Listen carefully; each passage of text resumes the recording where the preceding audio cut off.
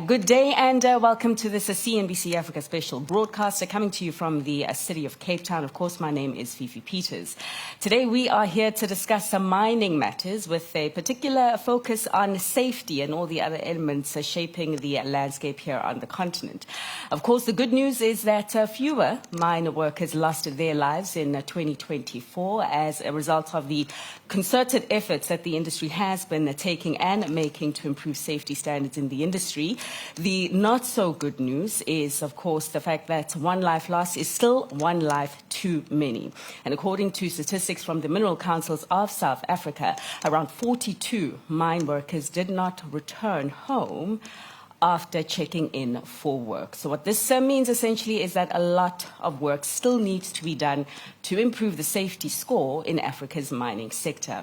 And so for the next hour or so, we are going to be discussing this. We're going to be looking at some of the technologies innovations are currently shaping the sector and improving safety, technologies that are also helping to drive down the cost curve as well as improve efficiencies.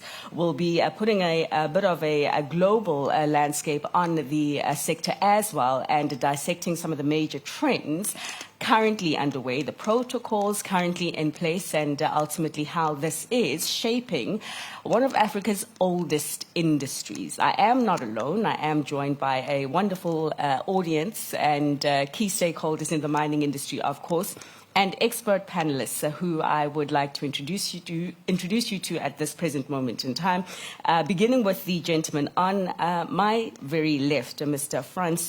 Francisco Bodro, the CEO of NIX Africa, a relevant subsidiary of the third largest explosives and blasting services company in the mining industry worldwide, also our host for this morning. So thank you so much. Thank you. We're also joined by Themba Mkhwanazi, Regional Director for Africa and Australia, representing a global mining group, Anglo American. So thanks for being with us today. Thank you. Thank you. And last but not least, Mr. Michael Jones, a CFO at Tharisa Mines, a integrated resources group specializing in the mining of PGMs as well as chrome. Good day, sir. Good morning.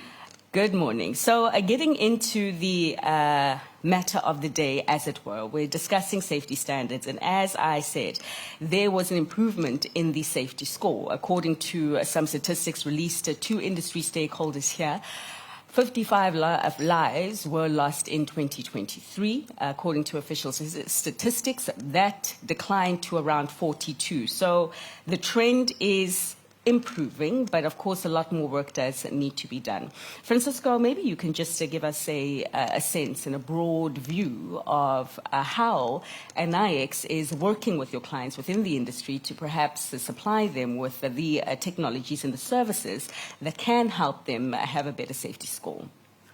So first of all, very relevant is that for us, our first and most important value is life. We say our priority is life, and we live that every day. And when we talk about safety, safety is not something that you can just look just forward. You have to every day do it right, and we have very strict protocols. So safety is in the minds of our people. It's in the mindset of the people that are in the ground. But also very interesting, and it's also part of our values, is innovation and entrepreneurship. And when you talk about innovation, we have taken the lead in having autonomous operations in blasting, right? In introducing robotics for underground.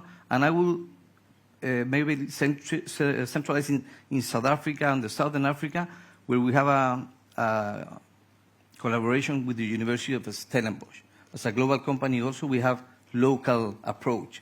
And those projects are very, very focused in having less people exposed to the danger, and in that way be able to decrease any injuries. So far, since we started the business as a joint venture with Sasol, we are 51% controller of that joint venture.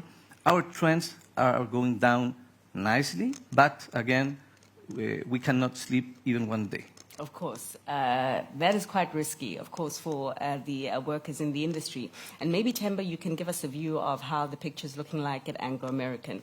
This event, as you would know, is taking place on the sidelines of the Africa Mining Indaba. And just yesterday, when we talk about the fact that we have early starts and really late nights, Mr. Mkhwanazi called us as a journalist to present the latest numbers to us at 7 o'clock in the morning. Can you imagine?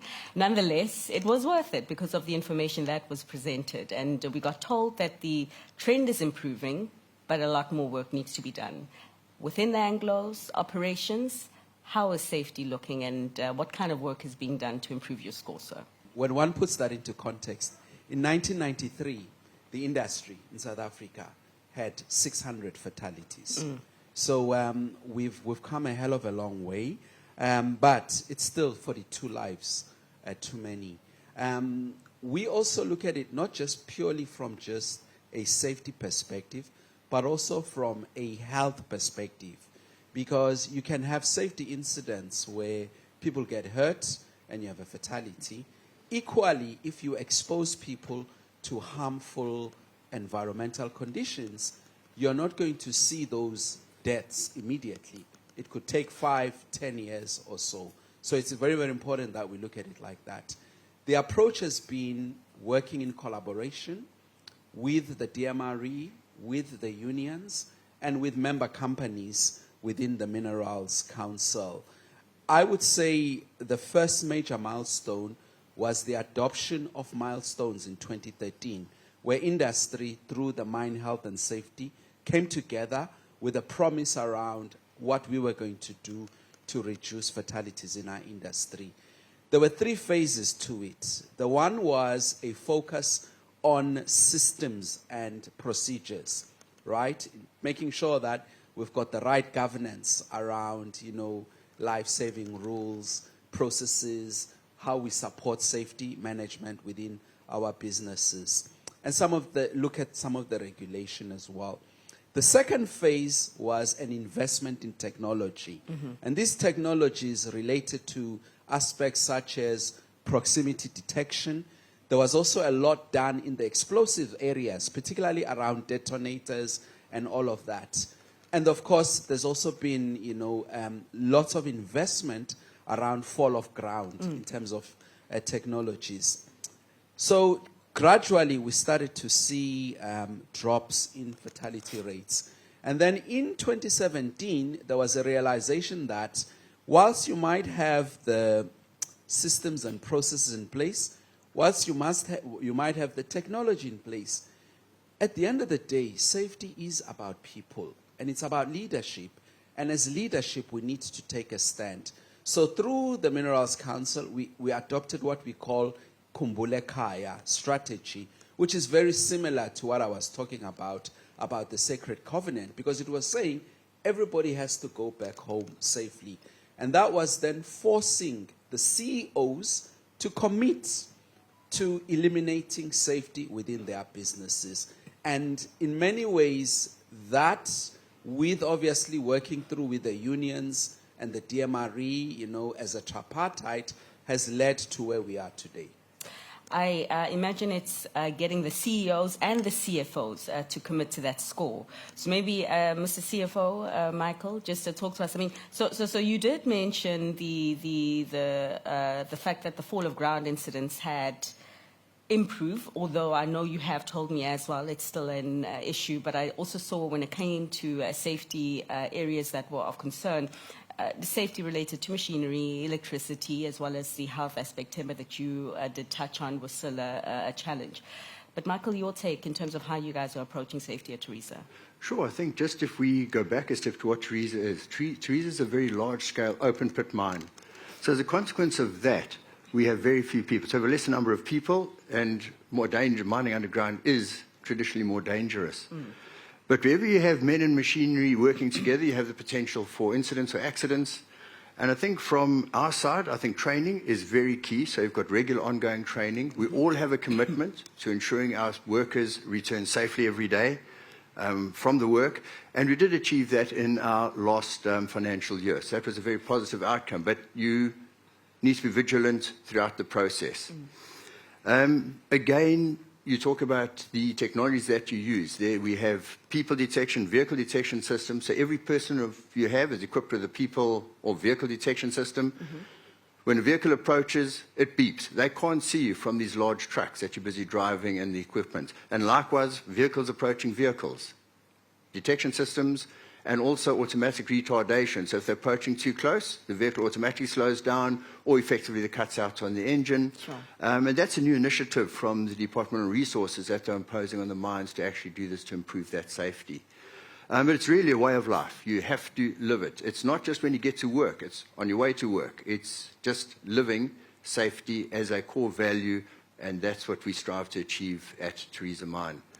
So again, just from a risk perspective, we are a low-risk environment, but you do have these very large vehicles and a number of people in the pit, and that's a risk. Okay. I want Yes, to sir? add something. Yes, Fifi. What happens is that when we went back to 10 years ago thinking about safety and thinking about teleoperations, we were really thinking not only in safety, we were thinking about to humanize mining. And that came in Chile 10 years ago because mining is a tough industry. Regardless, of course, if you take away safety, but also only you consider factors that are there to be in the ground. For example, in Chile, big open cast mine, Collahuasi, 40,000 tons of explosives, 60,000 tons of explosives per year. But when you're in winter, you are blasting with minus 40 degrees Celsius, snowing, and you are blasting and you are doing all the job. In South Africa, I would say it's a very extreme condition what we have in terms of narrow reef. So also humanized mining and this movement to technology was thought as the future for professionals, for the kids of our kids to be probably more related to programming computers, so teleoperation, artificial intelligence, etc. can work more and in that way create a better life for the people. Of course, safety is key, but also has to do with quality of life for people. Sure.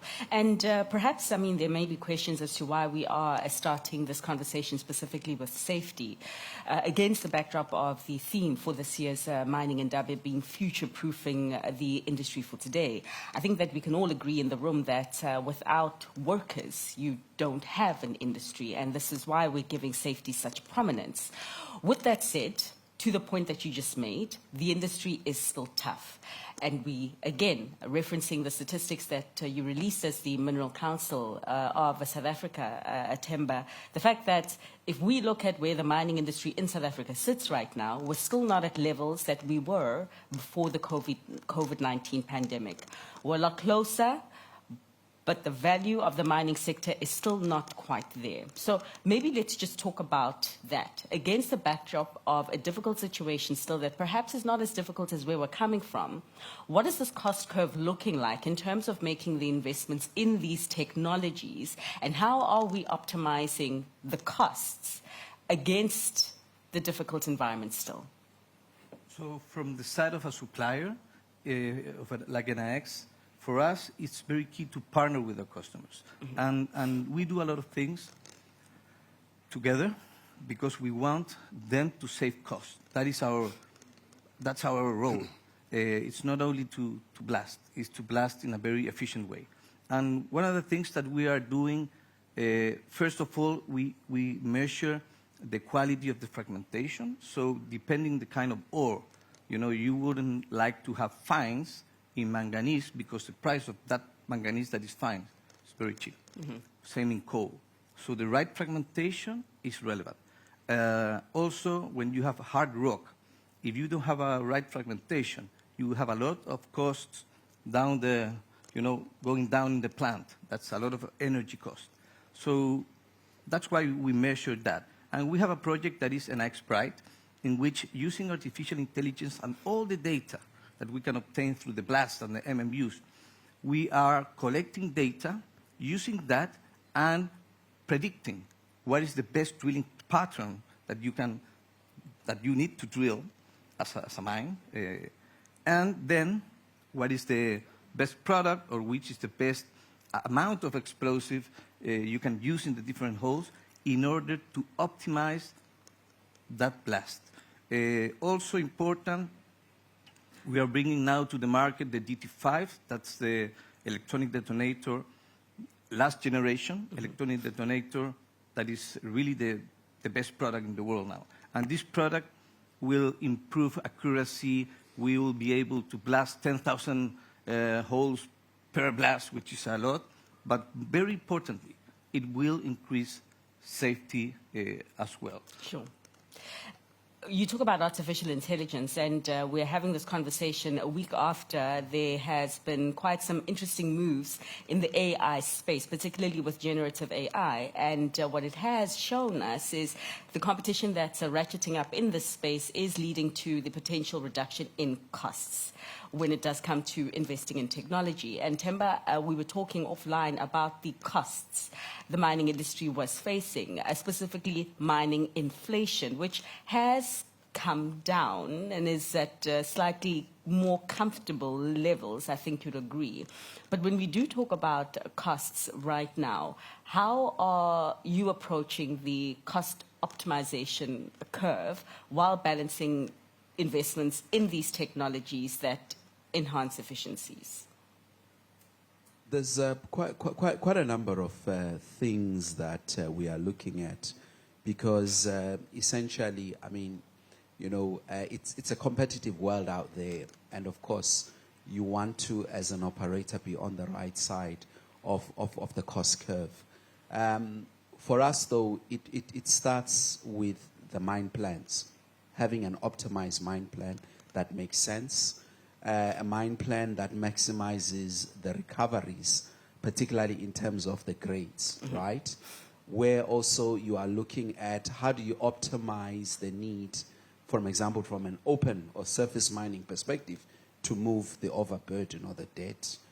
We call it waste, you know. And similarly, you know, from an underground perspective, in terms of how you develop, you know, in order to get access, development, to get access to the ore.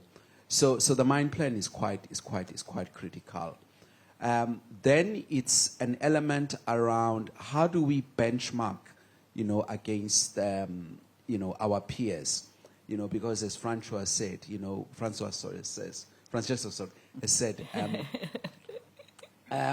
you know, there's a certain level of, you know, powder factor when it comes to explosives that you need to achieve the right level of fragmentation, because drill and blast is everything. If you get it wrong with drill and blast, then it has got impacts right across the value chain. And mining is obviously probably one of the highest cost elements of that value chain. So there are benchmarks in terms of truck operating hours. There are benchmarks in terms of tire life. You know, there are benchmarks you know, in terms of processing, you know. So we look at that and say, okay, well, where are we and where do we need to be? We are also using technology, particularly around, you know, optimizing, you know, the haulage, for example, of the trucks with the digging units through mine management system. Some of that is using AI and artificial intelligence and all that. And that's really very much focused around the actual operating cost or the operating activity in execution of that. The other element that we're also looking at is the supply chain as well, because it's quite important for us that the input costs into the operation, whether it's explosives, whether it's tires, it's the trucks, it's the gear, it's everything else, that also has to be competitive. And those are discussions that we have with our OEMs, and also working through how do we actually improve upon that. And then probably the most contentious one and the most stickiest one is the element around labor and productivity. Sure. And of course, depending on which region you are in, that varies. So for example, if you look at Australia, you'll tend to find that the productivity is a lot higher than it is in South Africa. So again, you know, for us, it's very much around putting a lot of effort in terms of how do we improve that productivity. Because again, it also talks to the bottom line. So it's a combination of all of that, Fifi, which is why, for example, for us as Anglo-American, we set a target of around $500 million of cost out savings, because that's what the business required. Sure. And that in itself was a combination of that as well.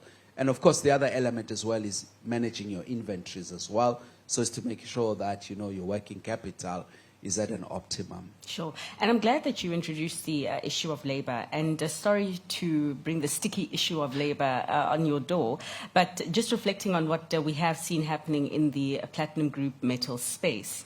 Last year, around 10,000 workers lost their jobs between January and when does the third quarter end?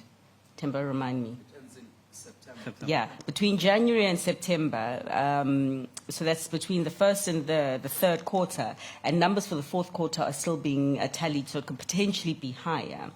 And I raise this just given the fact that, okay, with PGMs, you know better than me that the issue has been the pricing environment. But against this pricing environment that is perhaps not favorable, and you're looking at investments that need to be made in technology, and you're also looking at optimizing your cost curve, maybe just talk to us about how you're approaching that balance and what it ultimately means for labor in your view. And that goes to you, Michael. Is that going to me? Great, thank you. Because you're in the PGM, so only because of, well, Temba is a little bit, but then he's trying to get out. He's actually trying to get out. But you're... Great. A little bit. Okay, maybe a big bit, of course. Of course. Okay. Largest Great. platinum miner on the... platinum miner Yeah, in so the I'd say world. in the world. I take it back, sir. I take it back. Great. But Teresa... So let's have a look at how we deal with the labour aspect. And again, just touching on Teresa itself. So we are a co-producer of both platinum group metals and chrome. So in mine both, we can't select one above the other, and we effectively process them. And again, as I mentioned earlier, we have a much smaller labour complement than an underground mine because of being heavily mechanised. But I think there's key areas of it. You have to look at your labour sending area. And a large portion, I think some 40% of our labour effectively comes from the communities in which we operate, and that includes the contractor side. We are representative of a number of unions in the bargaining unit area, and your negotiations are tough. They were quite protracted this last year, and we are very pleased to say we have got a 5-year, and we concluded a 5-year labour agreement, inflation-linked for this particular for this period. And I think that was a very positive outcome, both in terms of the maturity of the negotiations with the unions, and I think that's part of it. And we actually have a strange process where before we even start the union negotiations, the teams who negotiate, both from union side and management side, actually go on a course to make sure that you're all talking the same language. When you're talking about CPI, does everyone understand it, and so forth. I think also that to date, we have managed not to, at the Teresa mine, cut back on any of our labour. It is, to me, it's always a soft target. You can attack the labour and you can reduce your labour, but the impacts on your community are great. And you see it, when you lay off 10,000 people in the industry, that's also our communities. And the impact on the families and so forth is vast. It goes beyond just that person and their particular jobs. So I think from our side, we focus on our people. Our people are assets. My CEO disagrees with me. I just find it as an asset, and he says they're not assets because the assets depreciate. We don't depreciate as our assets. So that's the one side of it. So to me, they're assets. Some, apparently. Oh, some, okay. It's not reflected on your balance sheet, I mean, from a pure accounting point of view, but they are key. Without your people, you can't produce. And I think it's important to have those healthy negotiations, but it's ongoing interaction with your workforce and the communities throughout to ensure that you've got flow of information in and out to make sure you maintain those relationships. I'm also very pleased to say that to date, and this is in over 16 years of operation, we haven't had a work stoppage due to labour, which means, again, the maturity. But you're also seeing the maturity of it coming through. So to me, I think really it's the last people who should be cut off your books, your costs, are effectively your people. Sure. But just to touch on some of the other points raised, the challenge, I think, in the mining industry at the moment is that even through the commodity price cycles, you really need to invest in the sustainability of operations and also in your growth assets. And we are seeing the consequence of not investing through. So not us, but I'm talking about the industry, has seen the impact of this lack of investment. Prices turn. We're not going to be able to take full advantage of it as an industry. We have continued, it's one of our commitments to continue to invest throughout the cycle. Another aspect is that, and I feel sorry for some of our suppliers, everyone goes back and tries squeezing their suppliers. If your supplier is squeezed to the point they can't make a reasonable return, they take shortcuts. Sure. That shortcuts will hit you. If they've got a piece of equipment there, they're going to put on pirate parts, not the original parts. And that goes back to your key thing again about your safety. Cutting corners, cutting those costs too far affects your safety, and that is unacceptable. So it's a fine balance between investing in sustainability of operations, ensuring your suppliers, while treating you fairly, also make a reasonable return in the process. Okay. And again, supply chain management. Have they been good to you, or are they Yes. squeezing you for everything you have as No, suppliers? we have a great partnership with Okay, Teresa. okay. But it's a very important, interesting thing, because Teresa was the first customers in which we started to use what we call technical service on site. So we put the best people, because technically, let's be honest, we believe we are the best. And when you are technically good, you are able to work together with the customer and provide savings, again, through a great fragmentation as an output. I spoke before that for that we have an expert that uses artificial intelligence, but the technical assistant on site is looking beyond that. And we are creating savings around 5% of a total cost of drilling and blasting. Again, imagine when you have a new drilling pattern. And the new drilling pattern says you don't have to drill so many holes. So all those meters that you don't drill is a saving for the customer. And we are happy. And if you have to use less explosive, we are happy. Because for the long-term relationship, maybe that month the invoice is going to be a little bit lower. But in all fairness, what we want is a long-term relationship, and that comes with a win-win. So if the customer has cost savings through our technical service plus our technology, that is good. And the last thing I wanted to say is that one of the projects that we have with the Stellenbosch University, Dr. Callen here, is this inspection, geological inspection, right? In which there are two key things. One, you will be able to detect through an autonomous small robot inside the narrow reef environment where is the ore, right? And that will help you to define where you need to drill and blast. So that's efficiency. You will focus in blasting where the ore is. And also has the last component of safety, because that same robot, let's put it that way, will be able to identify this potential fall of ground. So also have a safety influence or a safety consequence. Sure. So I'm just going to put pause on that comment, and I'm sure we'll be hearing a little bit more about the robotics elements and perhaps a little bit more around artificial intelligence within the respective mines. In terms of how you are helping your clients ensure that they are able to commit to some of their climate targets by way of mining more responsibly and safely. What does that look like from an NIX Africa point of view? So let me speak first more like from an NIX group perspective, because the most important carbon footprint that we have as a company is on the ammonium nitrate, and that is because of the ammonia that you use. So basically, if you're able to get green ammonia, you will have, so 90% of the carbon footprint will come from the ammonia, right? Until the blast is done. So in the whole value chain, since you produce the ammonium nitrate until you blast. So if we are able to have green ammonia, and we have some projects I will speak about, then the impact and how you can help our customers to get to their commitments is very high.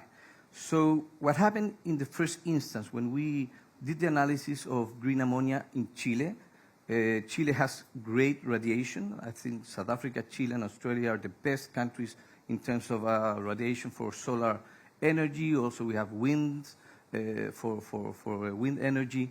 So those renewable energies are able to produce energy, and through an electrolyzer process, you produce basically the hydrogen. What happened today is that hydrogen, well, next step is to mix it with air, then you have the NH, the hydrogen, and the ammonia is NH3. Sure. And then that product is green. What happened today and happened 15 years ago, I remember, with the solar panels. Solar panels are today 5% of the cost compared to 15 years ago. So what happens today, if you, with the technology that we have today, and we are speaking about the largest ammonium nitrate plant in the world, so it's a big ammonia project, still the outcome, which will be the price of the ammonia, with all the capex that's needed, doing everything right, today we are still 2 or 3 times compared to the market price of the ammonia. Sure. So every customer is willing to have this, but today it's not very feasible for large projects. But we do have an example in Peru, because we have a small plant in Peru, Cachimayo, and this plant has always been producing ammonia using hydro electricity, which is green. So we did some changes in the process down the value chain, just to be sure that everything was completely green. And yes, NX has today the first certified ammonium nitrate that is green. But again, that certified ammonia that is green is in a small production, so it's not gonna. We already did the first blasts in Peru within customers. Like Anglo American, we have a lot of global players as customers there. So the example is good because it's real, it's certified, it's green ammonium nitrate, and that's a great impact for the bank. But the problem is, it doesn't have the scale, and when you see projects of big scale, like the one we are doing in Chile, needs more technology or less capex. So you are able to finally get to a price of the ammonia that is reasonable compared to the market price of the gray ammonia. Okay, so it's still expensive right now. But you did mention, in reference to other renewable energies like solar and wind, the possible path that the price curve could take if we use solar and wind as a case in point.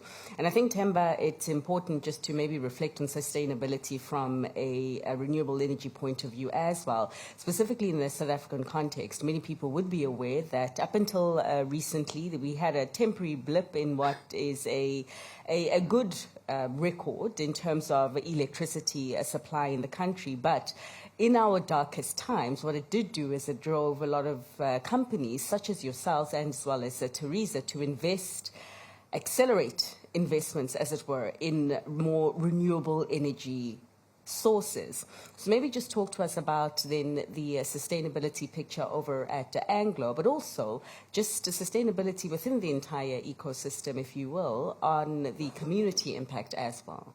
Yeah. So for us, obviously, we are committed to our decarbonization and climate change targets, and this is essentially, obviously, 30% reduction by 2030 and carbon neutrality by 2040. And we obviously look at it in the buckets of Scope 1 and Scope 2, and also Scope 3, which is how our products obviously impact on our, customers' impacts in terms of emissions. So in line with that, from a community perspective, as part of our Sustainable Mine Plan, we are obviously also signatories to the UN Sustainable Goals. Sure. And there are certain elements of those that we have picked up that we're actually working on. I guess the challenge more broadly is that whilst these commitments were given out some years ago, globally, there's only about 6 to 12% progress in terms of the attainment of those goals. But we can maybe talk about that at a later stage. So maybe I should go back to the climate change, Scope 1 and Scope 2 and Scope 3. So in terms of Scope 1 and Scope 2, our contribution is largely around, first of all, the movement of material, which is very much influenced by our trucks. We use a significant amount of diesel. So we have been working on, obviously, programs around, okay, well, how do we use the current diesel more efficiently? And working, obviously, with our fuel suppliers and lubricant suppliers. But also, how do we look at alternatives? So you will know that Anglo was the first company to basically put out a prototype hydrogen truck. Yeah. It was the first in the world. So we proved the concept. Still working on it. Obviously, the challenges are scale up and commercialization, given where hydrogen technology is. But certainly from a fuel cell perspective, it's a technology that we've proven that it works. What we are also doing as well is we are working with partners like Sasol on biofuel. And in fact, this morning, one of my colleagues was also just reminding me, Ernest, that we've signed a memorandum of understanding with Sasol on biofuels, where through our De Beers business, we will grow the biomass, Sasol will process it, and we are the off-taker to our fleet, both for the haul trucks, but also from our, outbound and inbound logistics. Then the third area where we are also working with Sasol and other partners is around the use of hydrogen fuel cell to basically power our inbound and outbound logistics through these green hydrogen corridors. So that's the work that we're doing from a Scope 1 perspective. Scope 2 is largely electricity. So when you look at our operations in South America and Australia, all of the electricity is denominated by a green energy. It was only South Africa, which is still very heavily reliant on Eskom, which of course we know is coal. We have been embarking on a project where we teamed up with the French company EDF through Invusa, and the whole objective of that is to create a 3 to 5 gigawatt renewable energy platform, which is made up of solar and wind. So to date, we have about 600 megawatts financial close. And as we speak, that 600 megawatts is currently being installed in terms of the solar farms and also the wind farms. So that's what we're doing in terms of scope 2. And then Scope 3 has really been partnerships with our customers, particularly in the steelmaking industry, where we're looking at partnerships in terms of green steel technology. So we have partnerships with the likes of big customers like ThyssenKrupp, Salzgitter in Europe, and the likes of the Nippon Steels and even Bao Steel in Japan and China. And also, we are quite fortunate, though, in that the nature, for example, of our iron ores is that they are high grade, and their use actually improves, the emissions for our steel makers. So it's about how we invest to improve the qualities of our program. And we've just recently announced a 11 billion rand project to upgrade our processing facility at our plant in the Northern Cape at Sishen. So that's what we're doing, yeah. You're doing quite a lot. No, quite a lot. You're doing quite a lot. So you're doing as much at Teresa, Michael? I believe so, yes. So, okay, let's touch on what Teresa's doing. And again, our major power source at Teresa is the fleet in the pit, so there's a lot of diesel being used. A lot of initiatives that are being implemented by Anglo is also being influenced by us by working with OEMs on hybrid vehicles, electric vehicles, and so forth for in the pit. From a renewable energy perspective, we have signed a 15-year wheeling agreement with Etana, so that's wind and power coming through, so that has been concluded. And we're very close to concluding an agreement on a power purchasing agreement to build a solar plant to generate electricity for our actual plants themselves. Now, everyone's busy doing their power generation through solar, but one of your biggest challenges is effectively the battery and the long-life battery storage, so that's great. So you switch on nights, you switch on, and nighttime you go back to using Eskom. We're a 24-hour-a-day operation. So we've effectively invested in technology. It's called Redox One, so it's a chromium reflow battery technology. I'm a miner, so these guys lose me when they get to talking about this. But effectively, it is long-term, deep storage batteries, and we're busy testing those and busy doing cycle testing, both in Germany and South Africa. So we're going one step forward, again, invest in technology to now keep operating, reduce our dependence on Eskom from a power generation perspective. But I think the one aspect you talk about sustainability, and I think one of the things we really need to recognize is that your mine is a finite asset. And from a sustainability point of view, you owe it to all the stakeholders to effectively extract the maximum you can out of that resource. So we have a low-grade platinum group metal and chrome concentrates. What we produce, most people throw away in their waste dumps. We'll get back to your dumps later and we'll take them and we'll reprocess it. So we really focus again on research and development, on whatever technology we can use to optimize the extraction of the recoveries that we have. So a while back, it's now more common technology, high energy flotation for the PGMs to increase our PGM concentrate production. And also on the chrome side, proprietary technology, fine chrome recovery. I mean, these are really, really fine pieces of chrome that we're now getting to recover. And all of these optimizes yourself through the value chain. We also do invest in research and development quite heavily. And from an R&D perspective, again, look at how we can participate more in the value chain. And there we've actually developed technologies where we enrich our PGMs to produce both a new PGM alloy and a chrome alloy. We've proved it commercially, and we've taken further up the value chain. All of this ensures the sustainability of operations. 100%. And you know, there was a time when you asked bosses, particularly in the mining industry, about sustainability. The answers weren't as comprehensive as the ones that you guys have given me right now. But I suppose that is a positive in the sense that a lot of work is being done, and importance is being placed on the importance of sustainability, particularly when it does come to the environment. I'm going to give you guys a little bit of a break right now. Feel free to have some water should you need to, just, hydrate your throat. So you have been speaking for a while, and perhaps let's just invite our audience members also to participate.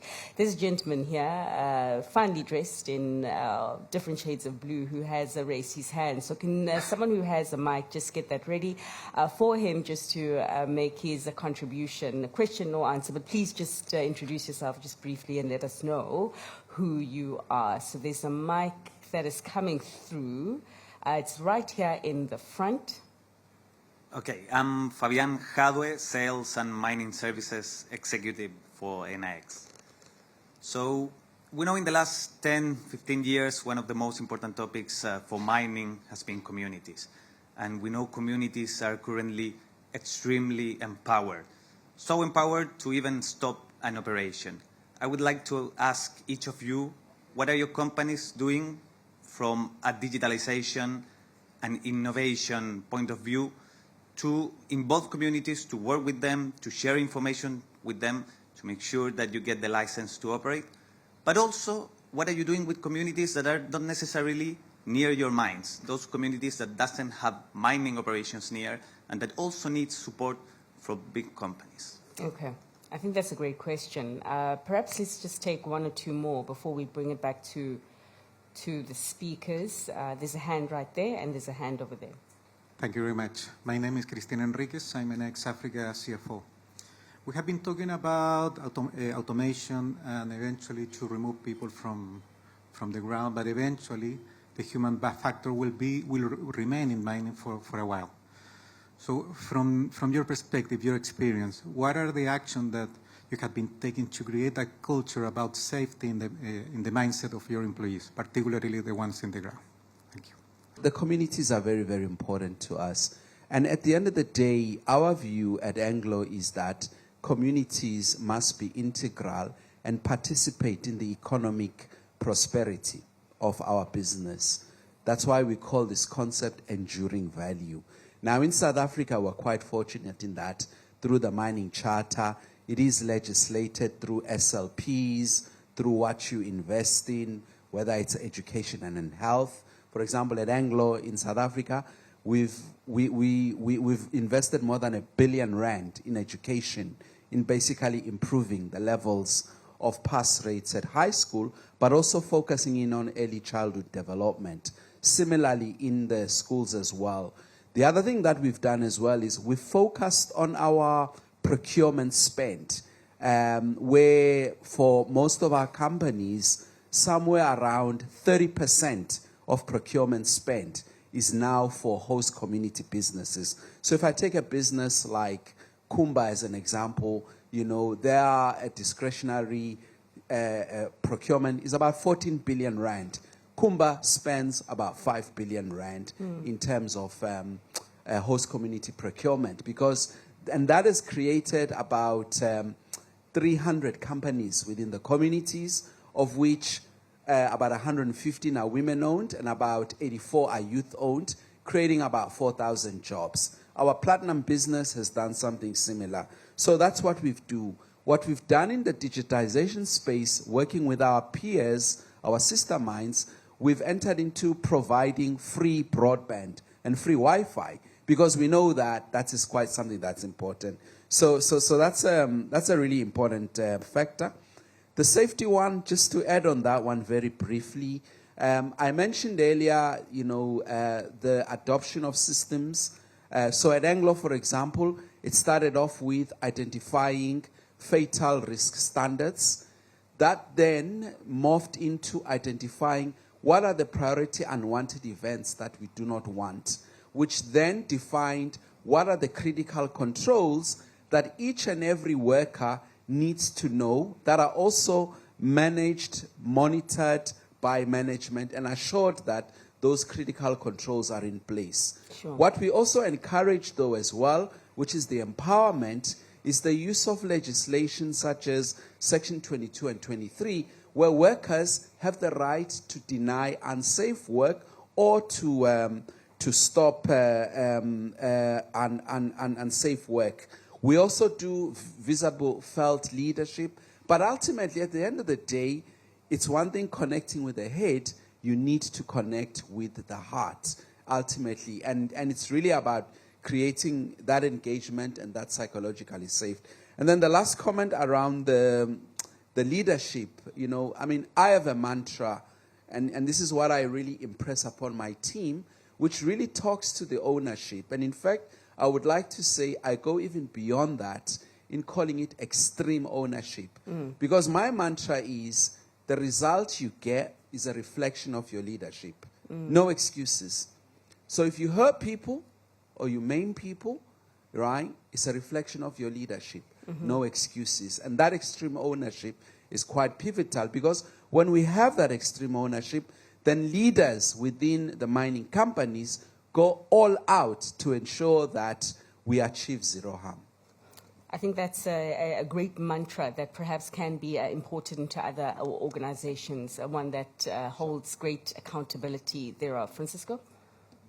We did a lot of effort to bring this NX culture in the first 4 years, and has been very successful. And I can see it in the climate service, etc. So the people are enjoying this, being able to take decisions, etc. So now our culture is more focused now in safety. So safety is always being a pillar, and a value. But now the culture awareness, more than moving from Sasol to NX, I think that we have done. The next stage is that culturally, every employee, so from the ground to the top, everyone is very aware about safety. So safety awareness, because if you don't feel empowered, as Themba was saying, if you don't feel empowered in the ground, that you are, you can damage the company because of a bad action. They need to understand that everyone is responsible. So we have taken this safety issue now at a people level. There are some technologies in the next Pride, for example, particularly that will help also with communities. But what I want to say with communities, that again, it's inside our value of life because it's people as well. We work hand in hand with our customers to work with the communities where they are. Sure. So besides the production sites, 80% of our people will be working inside the mines in Teresa, and there we work together to get local people. But also we have something interesting, and Themba also mentioned early childhood education. We have a different project in that we are very proud, because in South Africa, well, I'm from Chile, you know. We are Couldn't tell. Huh? You thought I was French. So Chile, well, is the largest producer of copper in the world. Then we can speak about commodities. But coming from Chile, even it's a country that's still on development, Chile doesn't have the inequalities we can see in South Africa. Sure. I've been living in South Africa for 5 years. I love this country. I love the people, friendly people, good people. Our business is being healthy, and my family is happy, so of course we are good. But when you see the inequalities and you start understanding what happened with the gaps in education, particularly in Popo and the Eastern Cape, are the ones that has largest gaps. Sure. So we started to focus on early childhood education, that is kids from 10 months up to 5 years, okay? And a couple of things. Nutrition. So we partner with For Africa so they can have proper nutrition. If you don't have proper nutrition in your first 5 years of life, your brain's not going to develop, and unfortunately, you're not going to be an asset to the society. If on the first 5 years of life, you don't get enough education, not just looking after kids, teach the kids to learn something, it's very possible that in primary, they are not going to be able to write and read. And then, again, we have a big gap because they cannot contribute to society. So we already upscaled 2 centers, one in Limpopo, the other one, last week we did the ribbon cut in East London. And basically what we are doing is increasing the infrastructure, double the size, through, by basic. Basic is have bathrooms, because they have just holes.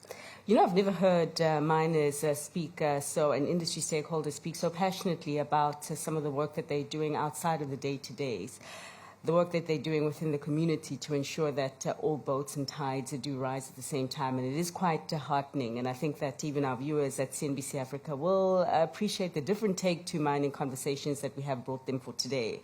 But unfortunately, as with all good things, they do need to come to an end. And I just maybe wanted to give the final thought to you, Sir Michael, as you wrap us off with this very important but slightly different conversation that we have been having today. Thank you, sure. Just wrapping up on the communities and so forth, our communities are actually shareholders. And when the legislation changed to once empowered, always empowered, we actually flipped them up to the holding company. So they participate in all the businesses that we effectively have, whether it's our project in Caro and so forth. So in future, sustainability from that are not limited to one asset. But where we really start is almost at the basics, ensuring there's potable water into the community, ensuring you've got refuse removal, road maintenance, types of services that generally are provided by your local municipality, which aren't being provided. And then, of course, you're all sponsoring the school. You're ensuring that you have various drives and initiatives going through this blanket drives, whether it's food drives, packs for school, shoe drives to school children. And this is an ongoing program throughout in our local community. Training. I don't think we can touch on training enough. And a lot of the artisans, you know, those boiler makers, those electricians, all those, that used to be trained by states and schools and organizations aren't being trained. And you get that opportunity, and you see these employees coming through. We can't hire all of them, but we hire as many as you can. We put the rest back into industry. We encourage our transporters, for example. They've got an initiative where they help with getting driver's licenses for people. So some of it is basic human skills, and we have a requirement that everyone has a matric. So we ensure that we do have the ability to help people get their matric through sponsoring maths teachers, particularly for the local schools and so forth, Sure. donating computers to ensure that they can work with technology. So there's a lot of that work, and most of it is basically done below the radar screen. And people do not see, and it's not that you're doing it for the accolades, you're doing it for the future and sustainability of that community and of your workers. We don't have the spend that my colleagues have in the billions that they have presented to us on that stage. they're able to spend. But it's still a very, very meaningful contribution. And that's just mentioning the compliance with your social and labor plans and so forth. That is, you have plans that are set up, you monitor them, you need to deliver on those. And we do. We touch on the environment. I think that environmentally we need to ensure that we also leave a legacy for the future generations of cleaning up after our mining and our mining operations with the provisions, with what you do. And if you drive past the Theresa mine, you can barely notice that those are dumps. They look like beautiful Table Mountains. They've already been grassed on the side and so forth. That's the waste rock dumps and so forth as we go through. I think that is a perfect point. I think it's a perfect point to leave the discussion. And, you know, no shame on you for talking up the picturesque scene of Theresa's mining environment. But thanks to you all. And I think the point that you have made, quite often a lot of things that you guys do when it does come to improving safety standards and also improving the livelihoods of communities does go under the radar. But I think in the past hour we have firmly put it above the radar and we have shone the light on exactly what is happening that we might not always hear about on a daily basis.